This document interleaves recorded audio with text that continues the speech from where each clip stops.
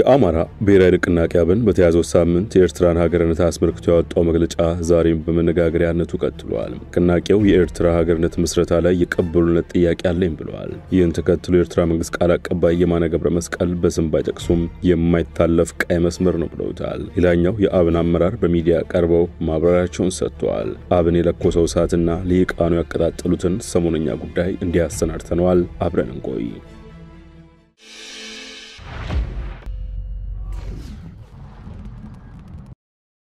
በ2014 ዓ.ም ብልጽግና በመሰረተው መንግስት ውስጥ በፌደራልም በክልልም በአዲስ አበባ ከተማ አስተዳደርም ከፍተኛ አመራሮቹ ስልጣን የተሰጠው የታሰሩት አመራሮች መንጋንጋሽ ናቸው ሲል የሚተቸው ከእስር ነፃ የሚሆኑትም በህግና ፍትህ አካሄድ እንጂ በኔ ጫና አይደለም ህጋዊ ጠቅላላ ጉባኤ ያላደረገም በሚል በፓርላማ አባላት ጭምር የሚወቀሰው አመራሮች ታስረውበት ድምጽ ሆናቸው እንደማያውቅ የሚነገርለት የአማራ ብሔራዊ ንቅናቄ አብን ሰሞኑን በወቅታዊ ጉዳይ ሲል ሰየመው ያወጣው መግለጫ መነጋገሪያነቱ በኢትዮጵያ ብቻ አልተወሰነም ድንበር ተሻግሮ አስመራም የደረሰ እንጂ አብን ከረጅም መግለጫው መካከል ሰሞነኛውን እሳት የለኮሰው አቋም ተከታዩ ነው። ትናንት ኢትዮጵያ በተዳከመችበት ዘመን ሻዕቢያና ወያኔ መሩ የጣምራ መንግስታት የፖለቲካ መድረኩን በተቆጣጠሩበት ዘመን በተናጠል ስምምነትና በሁለትዮሽ መመሳጠር በሽግግር መንግስት ወቅት የተገንጣይነትን አጀንዳውን የኢትዮጵያን ህዝብ ባልሳተፈበት በቀላሉ እንዲያሳካ ተደርጓል። ከዚህ ጋር በተያያዘ ፓርቲያችን አብን ኤርትራ የሚባለው ሀገር የተመሰረተበት ታሪካዊ ሂደት ቅቡልነት ላይ ጥያቄ ያለው ከመሆኑም በላይ ኢትዮጵያ ሀገራችን ታሪካዊ ይዞታ ከሆነው የባህር በር የተገፋችበት የሸፍጥ አካሄድ እንደገና ይፋና ቀዳሚ ሀገራዊ አጀንዳው ነው እንዲያዝና ቁርጠኛ ትግልም እንዲደረግበት ይጠይቃል ይላል። አክሎም በአጠቃላይ ግምገማ ሻዕቢያ የኢትዮጵያና የቀጠናው መልካ ፖለቲካ ጂኦፖለቲክስ ጉዳዮች ከሰላማዊ ውይይትና ድርድር ይልቅ በግጭትና በጦርነት ብቻ መፈታት አለባቸው የሚል ኃላፊነት የጎደለውና አውዳሚ የሆነ ባህል እንዲንሰራፋ ግንባር ቀደም ሚና ሲጫወት መቆየቱ ኤርትራም ሀገር ከሆነች በኋላም ቢሆን ይህን አመለካከት በፊት አውራሪነት የሚያራምድ ኃይል መሆኑ በአጠቃላይ በህዝቦችና በሀገራቱ መካከል ከፍታዊ አማካኝና ከትብብር ይልቅ ተናጥላዊ ጥቅምን በሴራና በኃይል ማስፈጸም እንቅስቃሴ ውስጥ ገብቶ በዛው የቀረ ኃይል መሆኑ ዓለም ያወቀው ሐቅ ሆኗል ሲል ፈርጇል። ይህን ተከትሎ ቁጥራቸው የበዛ የፖለቲካ ሊቃን አስተያየታቸውን ሰጥተዋል። የመገናኛ ብዙሃንም ሰፊ ሽፋን ሰጥተው እንደወረደ የዘገቡት እንዳሉ ሁሉ የነቀፉትም ብዙ ናቸው።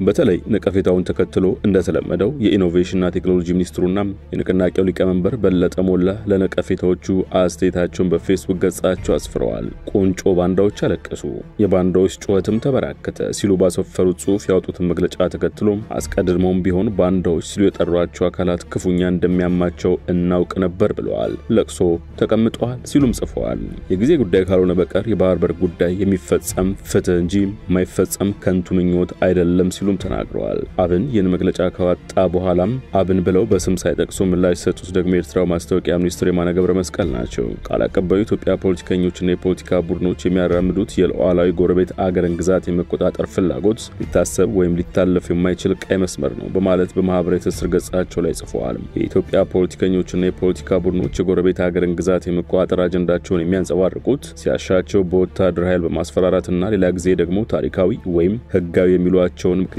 በመደርደር ነው በማለት ተችቷል። የማነ አያይዞም የአይነቱ የኢትዮጵያ ፖለቲከኞችና ቡድኖች አካሄድ ከፍተኛ ፖለቲካዊ ስድብ ነው ሲሉም ፈርጀዋል። አብን የኤርትራን ሀገርነት አስመልክቶ ባንጸባረቀው አቋም ከተሰጡት ስያሜዎች መካከል የአብይ ብርጌድ ሐማዱ ንቅናቄ፣ የአብይ ብልጽግና ንቅናቄ የሚሉት የሚገኙ ሲሆን ግልጽ ትችት ብቻ ሳይሆን ዘለፋ ካቀረቡት ሰዎች መካከል ደግሞ አንዳርጋቸው ጽጌ ይገኙበታል። ፖለቲከኛው በኤክስ ገጻቸው ባሰፈሩት ጽሑፍ የቤት ውስጥ ባህር የሚመገበው የጌቶቹን ትራፊ ነው። በለጠ ሞላ በአብን ስም ያወጣው መግለጫ የአብይ አጀንዳዎች ትራፊዎች ሆኑትም ለዚህ ነው ብለዋል። እነዚህ ትችቶችና ዘለፋዎችን ተከትሎ የንቅናቄው ከፍተኛ አመራር ጋሻው መርሻም ከሐሳብ ገበታ በኩል ጥያቄ ቀርቦላቸው ምላሽ ያሉትን ሰጥተዋል። የሻዕቢያና ወያኔ ማደጎችና የድምጽ ማጉያዎች ናቸው ሲሉ ፈርጀዋቸዋል። ሐሳብ ጦርነት ሊሆን አይችልም። እነዚህ የሻዕቢያ ማደጎች ማለት ነው። ቅድም የተቃቀስካቸው የሻዕቢያና የወያኔ ማደጎች ወይም የነሱ ሞንታርቦች ናቸው ሀገራችን ላይ ሰዎች ማለት እነዚህ በቀጥታ ጦርነት ወይም ደግሞ ብልጽግና ጦርነት ስላሰበ የብልጽግናን ጦርነት ቀድሞ አብን ተናገሩ ተጽፎ ተሰጥቷቸው ነው ብላ ይላሉ ማለት ነው። ይሄ እነዚህ የሻዕቢያ ሞንታርቦች ስለሆኑ ሳይጠሩ ነው አቤት ይያላሉት ማለት ነው። እኔ ስለነሱ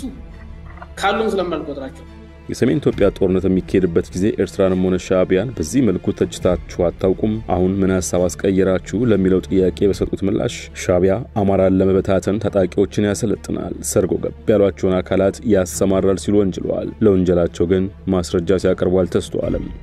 ለመበታተንና የአማራን ህዝብ መሰረታዊ ጥቅሞች ለመጋፋት ሻዕቢያ ሲያስታጥቅ ነው ሲያሰለጥን ነው ሰርጎ ገቦችን ያስታጥቃል ሰርጎ ገቦችን ያሰለጥናል ስራ ይሰራል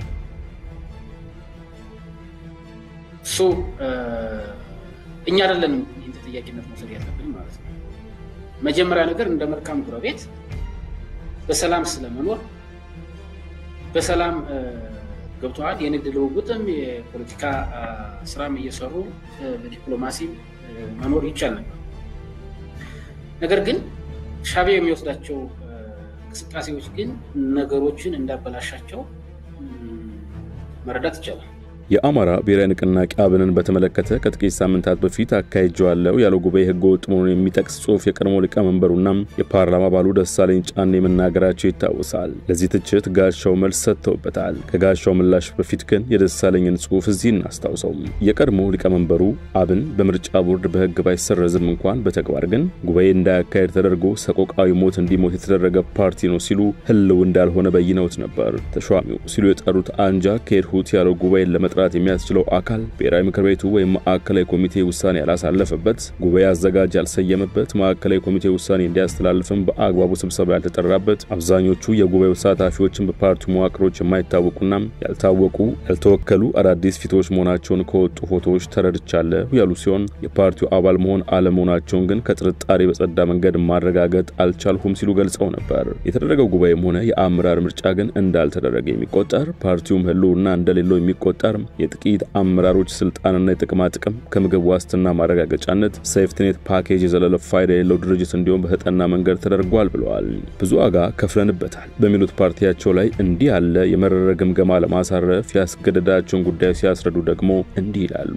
አብን መስራት የሚችለውን በወቅቱ ባጭር ጊዜ ሰራና በጥቂት የከፍተኛ አመራር ውስጦች የፖለቲካ ገበያውን ፖለቲካል ከረንሲ እንዲያጣ የተደረገ ከዚህ በኋላ ከመኖሩ ይልቅ ባለመኖሩ የአማራን ህዝብ የሚጠቅም ፓርቲ ነው ብዬ ስለማምን ነው ብለዋል የአማራን ህዝብ አይጠቅም እንኳን የማይጎዳ ቢሆን ኖሮ የተሾሙት አመራሮች እንጀራ በልቶ ቢያድሩበት በግሌ ችግር የለብኝም ሲሉ ተሳልቀው ነበር በወቅቱ ይህን ጽሑፍ ተከትሎ ደሳለኝ በብልጽግና የተሾሙ አንጃ ውስጥ የመደቧቸውና በተደረገው ጉባኤ ዳግም ሊቀመንበር ተደርገው የተመረጡት በለጠ ሞላ ጥቂት መስመሮችን በመጻፍ ምላሽ ያሉትን በፌስቡክ ገጻቸው ጽፈው ነበር በለጠ ሁሌ ጩኸት ግን የምራ አይሰለችም ሲሉ ጠይቃሉ ለፓርቲው የተሰበሰበውን ገንዘብም በአራጣ በድርሃል በማለት ደሳለኝን ይከሳሉ የደሳለኝን ህጋዊ ጥያቄዎች ጩኸት ሲሉ የጠሩት በለጠ የሞጋቻቸውን ጤናማነት የሚጠራጠራሉ ትናንት አክብሮ ሊቀመንበር ያደረገ ንቅናቄ ላይ ይህን ነውረኛ ጽሑፍ በመጻፍ የምር ሊጸጽትና ለታፍርን የሚገባ ሲሉ የተናገሩት በለጠ በርግጥ ባንተ ምስኪን የፊት ገጽታና ሳሳቻ አንደበት ጀርባ የተደበቀ ማንነትን ሌላ ሰው ግልጽ ለማድረግ እጅግ ከባድ ስራ ወይም ታስክ መሆኑን እናውቃለን ሲሉ በተራቸው ተሳልቀዋል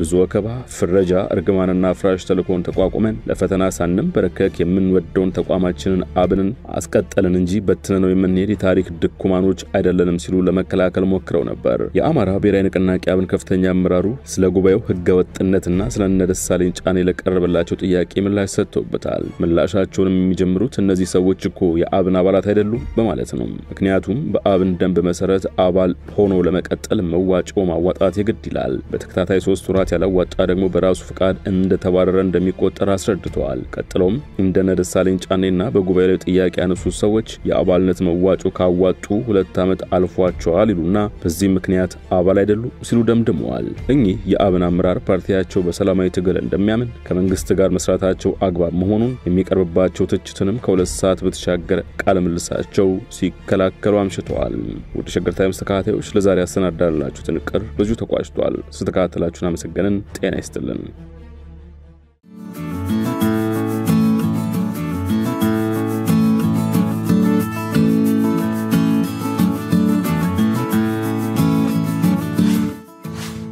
ሸገር ታይምስ ሚዲያን ሰብስክራይብ በማድረግና ደወሉን በመጫን ይከተሉን